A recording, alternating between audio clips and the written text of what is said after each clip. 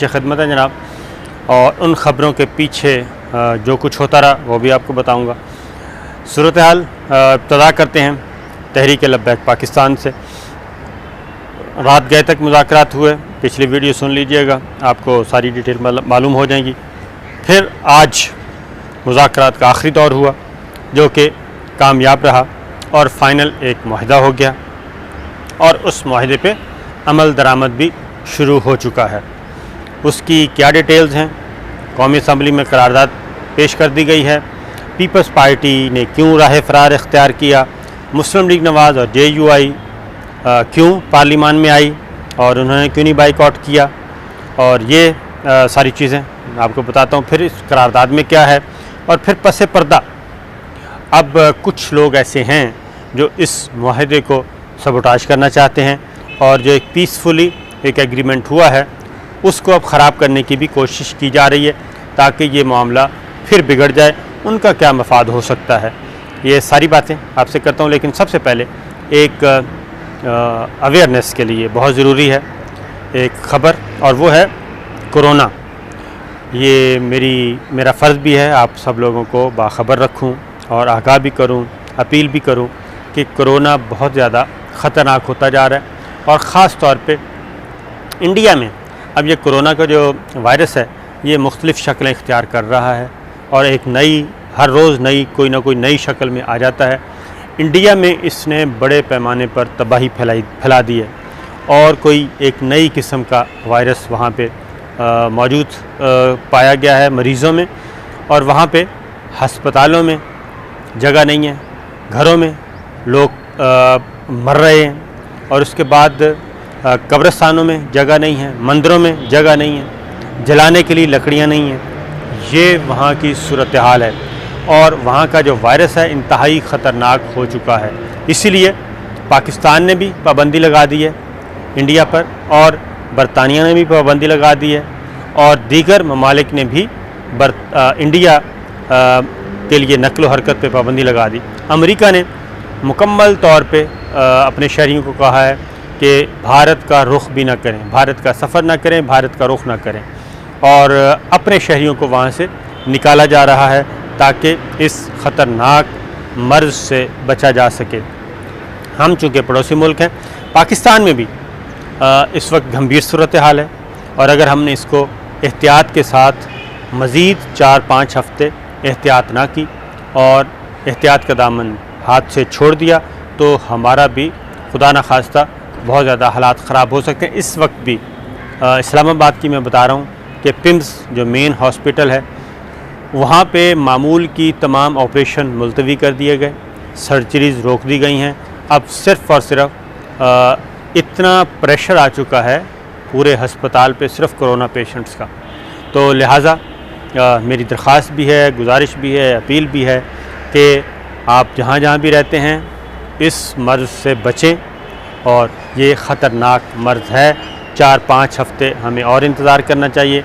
रमज़ानुल मुबारक रोज़े रखें, इबादत करें, दुआएं करें, और अपने घरों में कम से कम मूवमेंट करें और घरों तक महदूद रखें अपने आप को, और बहुत ज़्यादा ज़रूरत हो तो एक आध आदमी निकले और वो जाए। अब आते हैं जनाब TLP पाकिस्तान, तहरीक लब्बैक पाकिस्तान। मुज़ाकरात का आज आखिरी दौर हुआ और उसमें तमाम मामलात तय पा गए। उसमें नंबर 1 ये तय पाया कि करारदाद जो मुआहदा है TLP का गवर्नमेंट के पास साथ, जो मैं पहले बता चुका हूँ, उस पे अमल किया जाएगा। पहली डिमांड ये थी, इस पे कोई समझौता नहीं होगा।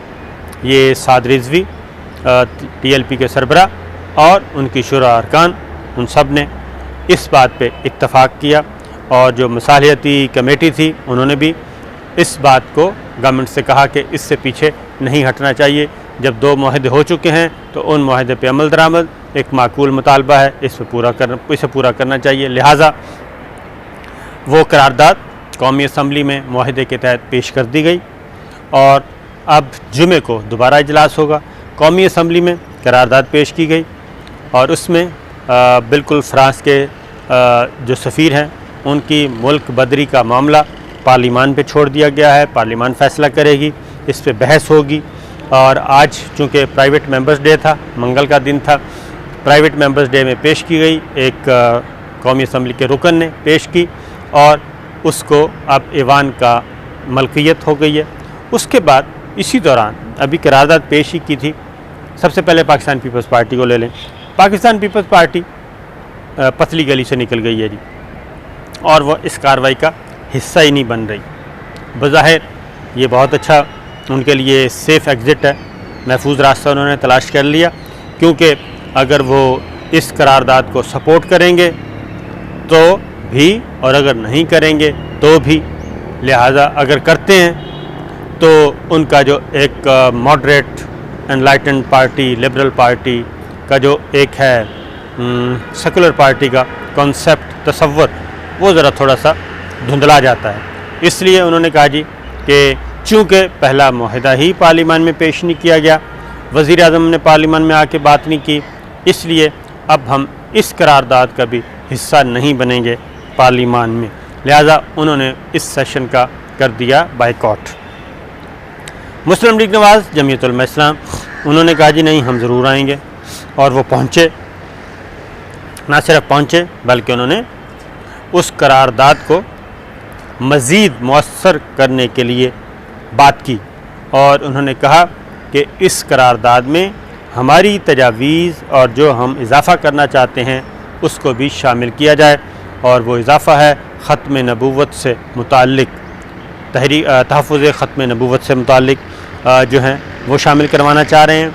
मज़ीद उसमें क्या ऐड करवाना चाहते हैं ये अभी इनके इजलास होंगे, पता चलेगा। लेकिन ये है कि मुस्लिम लीग नवाज़ ने भी और JUI ने भी इस दौरान इल्ज़ाम तराशी का भी सिलसिला जारी रहा, और शाहिद खाकान अब्बासी, साबिक़ वज़ीर आज़म, उनकी मेरा ख़्याल है कि उनको अपने रवैयों पर गौर करना चाहिए। वो आज फिर स्पीकर कौमी असम्बली की तरफ लपके, इजलास था, हालांकि 1 पॉइंट एजेंडा था, सबको पता था कि ये करारदाद आनी है, इस पर बात होनी है, और उसके बाद फिर एक कमेटी बनाई जाएगी, बैकडोर चैनल पे बैठ के एक मुतफ़िका करारदाद लाई जाएगी, ड्राफ्ट होगा, जो भी उसमें अमेंडमेंट होंगी वो करनी पड़ेंगी, ये सब पता था। लेकिन इसके बावजूद शाहिद खाकान अब्बासी ने रंग में भंग डाला और स्पीकर की तरफ लपके और स्पीकर के साथ बदतमीज़ी की, स्पीकर कौमी असम्बली असद कैसर के साथ, और यहाँ तक कह दिया कि मैं आपको जूता मार सकता हूँ। जिसके बाद असद कैसर, स्पीकर कौमी असम्बली, ने भी उनको ज़रा समझाने की कोशिश की, क्योंकि वो एक ऐसे मनसब पर बैठे हैं, ज़ाहिर है वो गालम गलोच नहीं कर सकते, वरना वो बहुत कुछ कर सकते थे, लेकिन उन्होंने ऐसा नहीं किया। लेकिन शाहिद खाकान अब्बासी ने आज सारी लिमिट्स जो हैं वो क्रॉस की और बदतमीज़ी की एक आला मिसाल कायम की है, और आज तक ऐसा नहीं हुआ कोई स्पीकर को तरफ इख्तलाफात अपनी जगह स्पीकर को ये कहे कि जनाब मैं आपको जूता मारूंगा, और फिर बाहर आके भी उन्होंने उसी रवैये का, कूल रवैये का बाहर भी आके यही मुजाहरा किया। खैर, तो अब हुआ यह है कि वो करारदाद आ चुकी है, ऐवान की मलकियत बन चुकी है। आज था जनाब हंगामी तौर पे इजलास आज रिकॉल किया गया था, क्योंकि कल इजलास मुलतवी कर दिया गया था जुमे तक, लेकिन आज फिर उसको रिकॉल किया गया और रिकॉल करके ये करारदाद पेश की गई। इस तरीके से पहला मुतालबा जो है वो मुकम्मल हुआ, और यही कज़िया था, यही झगड़ा था। अगर यही काम हुकूमत पहले कर लेती, यही तो हो रहा था, यही तो करारदाद लाने की बात की जा रही थी, यही मुआहिदा हुआ था 2 दफ़ा पहले, तो अगर उसी को कर देते तो हमारी इतनी कीमती जानें ज़ाया ना होती, लॉ एंड ऑर्डर का मसला पैदा ना होता, कौमी अमलाक को, निजी अमलाक को नुकसान ना पहुँचता, और ये सारी खून खराबा ना होता। लेकिन क्या कहना चाहिए कि जब आप इक़्तिदार के ऐवानों में जाते हैं और जब आप इधर उधर देखते हैं और आपको बिला वजह का एक खुमार चढ़ता है, तो उस खुमार से बचना चाहिए। ये पाकिस्तान इस्लामी जमहूरिया पाकिस्तान है, इस्लामी जमहूरिया पाकिस्तान रहेगा, और उसकी मैं कई दफ़ा बता चुका हूँ कि इसकी बुनियादों में शहीदों का खून है, और ये जहन में रखना चाहिए। तो इसको ये टाँके वांके लगाना छोड़ देने चाहिए। खैर, अब उसके बाद अगला मुआहिदा अब जुमे को जी दोबारा इजलास होगा, इस दौरान अपोजिशन और हुकूमत के दरमियान राब्ते होंगे और देखते हैं मुस्लिम लीग नवाज़ और JUI फर्दर क्या रोल प्ले करते हैं। उसके बाद एक और बात ये कि इन मुज़ाकरात में दूसरी बात क्या थी। साद रिजवी ने ये कहा, उन्होंने कहा जनाब बिल्कुल मेरी रिहाई इन मुतालबात में शामिल नहीं, हम अदालत में अपने आप को बेगुनाह करेंगे और अदालत से हम बाइज़्ज़त बरी होंगे क्योंकि हमने कोई दहशतगर्दी नहीं की। तो लिहाजा उन्होंने अपनी जो रिहाई का मामला है वो मुतालबात में लेके नहीं आए, मुज़ाकरात में। अलबत्ता जितने भी गिरफ़्तार लोग हैं उनको रिहा किया जाएगा। पहले मरहले में जिनको 16 MPO के तहत नक्स अमन के तहत गवर्नमेंट ने एक एग्जीक्यूटिव अथॉरिटी के तहत गिरफ़्तार किया है, उनको तो रिहा कर दिया जाएगा फ़ौरन ही, उनकी रिहाई में तो कोई मसला नहीं है। अब जिनके ख़िलाफ़ FIR दर्ज हैं और FIR भी बहुत संगीन नौइयत की, इंसदाद दहशतगर्दी की दफ़ात लगाई गई हैं, 302 की लगाई गई हैं, कत्ल, इक़दाम कत्ल, ये सारी उनके लिए रास्ता तलाश किया जा रहा है और उनमें भी शॉर्ट लिस्ट किए जाएंगे।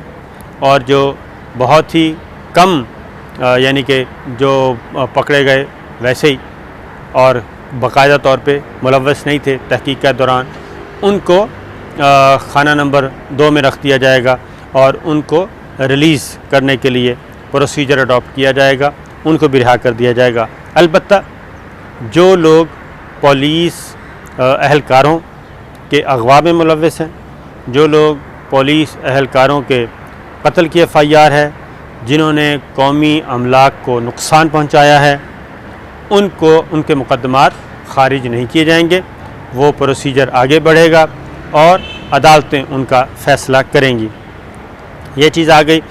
उसके बाद पार्लिमान जो भी फ़ैसला करेगी सफ़ीर के बारे में, क्योंकि ये था कि करारदाद पेश की जाएगी पार्लिमान में, पार्लिमान जो भी फ़ैसला करेगी उस फ़ैसले को, उस करारदाद को माना जाएगा और अब मज़ीद कोई हर्डल नहीं क्रिएट की जाएगी। फिर कुछ चीज़ें थीं कि शेड्यूल 4, जी हाँ, शेड्यूल 4 में जिन लोगों को डाला गया है उनको रिविज़िट किया जाएगा और उस लिस्ट को भी कम किया जाएगा। यानी कलअदम करार देने के बाद कुछ लोगों को आप डाल देते हैं, उनके बैंक अकाउंट्स, असासे, फ़लान ढमकान और ये सारी नकलो हरकत, वो सारी चीज़ों को रिविज़िट किया जाएगा उस लिस्ट को, और उसको भी मिनिमाइज़ किया जाएगा। फिर ये था कि कलअदम तहरीक को TLP को कलअदम करार दे दिया गया है, वो कलअदमी का फ़ैसला बरकरार रहेगा, लेकिन उसको भी अदालती प्रोसेस के ज़रिए ख़त्म किया जाएगा। और अब जो नोटिफिकेशन है इसको TLP चैलेंज करेगी अदालत में और अदालत में जाएगी और उसको फिर अपना ये जो कलअदमी का चार्ज है वो ख़त्म करवाएगी और उसमें दोनों तरफ से दलाइल होंगे। ये हैं अब तक की इत्तलाआत। लेकिन अच्छा जी, सब की मुतालबात पूरे होने की सूरत में कॉल ख़त्म हो गई है, 20 अप्रैल गुज़र गया, बहुत अच्छी बात है। और बतदरीज अब जो मस्जिद रहमतुल लिल आलमीन लाहौर जो इनका मरकज़ है TLP का, वहाँ से भी बतदरीज धरना जो है वो ख़त्म कर दिया जाएगा और लोग अपने अपने घरों में चले जाएंगे। लेकिन अभी मेरा ख़्याल है कि जुमे तक जो है ये सिलसिला यूँ ही रहेगा, क्योंकि जुमे को जब करारदाद पास हो जाएगी, मंजूर हो जाएगी, उसके बाद फर्दर सिचुएशन क्लियर होगी। तब तक हम ये कहें कि बिल्कुल मामला 0-0 हो गया है, वो मेरा ख़्याल है अभी नहीं हुआ।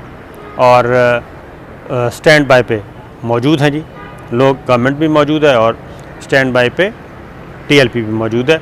अब देखते हैं कि आगे कैसे बढ़ा जाएगा। लेकिन इस दौरान मैं एक बात ज़रूर कहूँगा वज़ीर-ए-आज़म इमरान ख़ान से कि अपने वफाकी वज़रा को, अपने वफाकी नहीं बल्कि तमाम वज़रा को और PTI के रहनुमाओं को अगर वो ये कहें कि जुमे तक, हफ्ते तक खामोश रहें तो ज़्यादा बेहतर होगा, क्योंकि एक चीज़ बढ़ रही है पीसफुली, तो उसको पूरा होने दें। अदरवाइज़ दरमियान में बयानबाजी का सिलसिला शुरू हो गया तो चिंगारी लगाने वाले बहुत ज़्यादा हैं और इस मामले को ठंडा करने वाले बहुत कम हैं। इजाज़त दीजिए, अल्लाह हाफ़िज़।